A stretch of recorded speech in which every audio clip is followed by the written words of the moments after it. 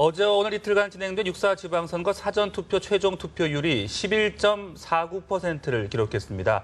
예상을 웃도는 수준인데요. 네, 취재기자 연결해서 자세한 상황 알아보겠습니다. 이경희 기자. 네, 사전투표 최종 투표율은 11.49%로 집계됐습니다. 사전투표는 어제와 오늘 오전 6시부터 오후 6시까지 전국 3,506개 투표소에서 진행됐는데요. 어제 하루 투표율이 4.75%였는데 토요일인 오늘 투표 행렬이 이어지면서 하루 동안에만 7%포인트 가까이 뛰었습니다. 전체 유권자 4,129만여 명 가운데 474만여 명이 미리 한 표를 행사했습니다. 지역별로는 줄곧 높은 투표율을 기록했던 전남이 18.05%로 가장 높았고 전북과 세종, 강원 등도 높은 참여율을 보였습니다. 서울은 11.14%로 전국 평균을 밑도는 수준에 그쳤습니다. 당초 10% 안팎으로 점쳐졌던 사전선거 투표율이 11%대 중반까지 올라가면서 다음 달 4일 실제 선거일까지 이 열기가 이어질지에 관심이 쏠리고 있습니다.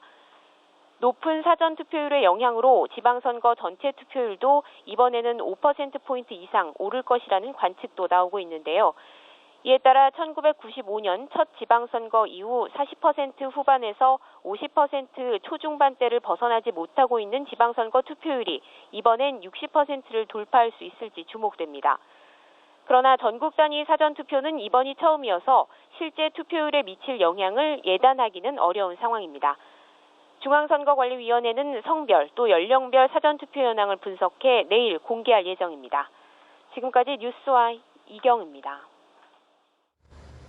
여야는 선거 전 마지막 주말을 맞아 최대 승부처인 수도권을 기점으로 막판 표심 잡기에 나섰습니다. 네, 김혜영 기자가 보도합니다. 6.4 지방선거를 앞둔 마지막 주말, 새누리당은 안전에 초점을 맞췄습니다. 당 지도부는 정몽준, 남경필, 유정복 등 수도권 후보들과 함께 출퇴근과 학교 안전에 대한 공약을 공동 선언했습니다. 이완구 비상대책위원장은 수원 지동시장을, 서청원 위원장도 서울 동대문과 은평, 강서구 등을 돌면서 한 표를 부탁했습니다. 수도권을 안전의 메카로 만들겠다고 약속하면서도 야당 후보에 대한 경계를 늦추지 않았습니다. 새정치민주연합 박원순 서울시장 후보를 겨냥한 농약급식 논란과 김진표 경기도지사 후보의 무상보육 문제를 집중 공격했습니다. 새정치민주연합도 승부처인 수도권에 화력을 모았습니다. 김한길 공동대표는 광진과 동작, 강서구 등 서울 지역 공원과 재래시장을 중심으로 표밭을 누볐습니다.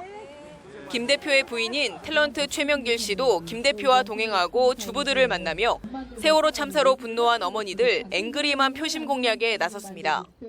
문재인 위원장을 포함한 공동선대위원장단은 경기 지역에 대거 투입돼 김진표 경기지사 후보에 대한 지원 사격을 펼쳤습니다. 3박 4일 전국 투어에 들어간 안철수 공동대표는 제주 지원 유세에 나선 뒤 부산과 경남을 거치는 강행군을 이어갈 예정입니다. 뉴스와이 김혜영입니다.